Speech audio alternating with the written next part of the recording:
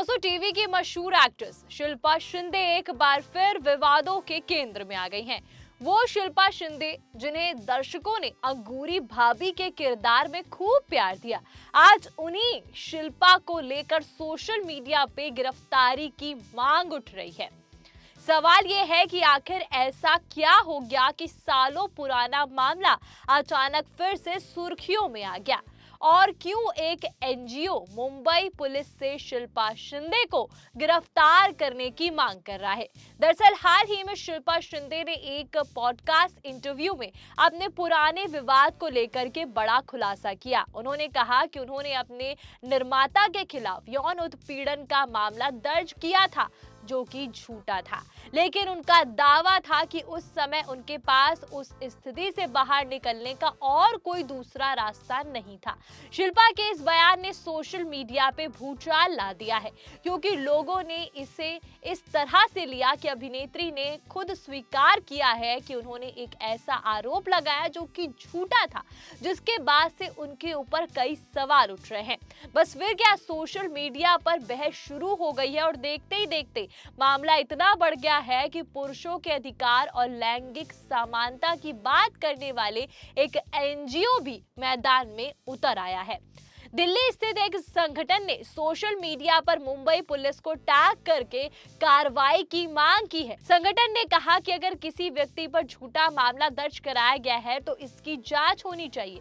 इतना ही नहीं, एनजीओ ने अपने पोस्ट में मुंबई पुलिस से जवाब भी मांगा, जिसके बाद ये मामला और ज्यादा चर्चा में आ चुका है। अब सोशल मीडिया पे लोग दो हिस्सों में बट गए हैं। एक तरफ वो लोग जो शिल्पा शिंदे के खिलाफ सख्त कार्रवाई की मांग कर रहे हैं, और कई यूजर्स का कहना है कि अगर किसी व्यक्ति पर गलत आरोप लगाया गया है और उसकी प्रतिष्ठा को नुकसान पहुंचा है तो इसकी जवाबदेही तय होनी चाहिए।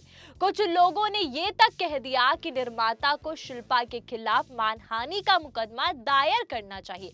वहीं दूसरी तरफ शिल्पा शिंदे के सपोर्टर भी सामने आए। उनका कहना है कि अभिनेत्री ने पूरे बयान को संदर्भ से काट कर पेश किया जा रहा है, मतलब उनका जो पूरा बयान है उसको काट कर पेश किया जा रहा है।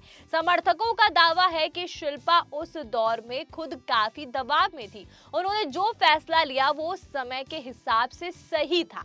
इस बीच शिल्पा शिंदे ने भी अपनी सफाई दे दी। उन्होंने कहा कि वो उस समय पूरी सच्चाई बताना चाहती थी, लेकिन दोनों पक्षों के बीच ये समझ थी कि मामले पर मीडिया में ज्यादा बात नहीं की जाएगी। शिल्पा का कहना है कि उन्होंने कभी डर कर फैसले नहीं लिए, बल्कि हमेशा अपने हक के लिए आवाज उठाई है।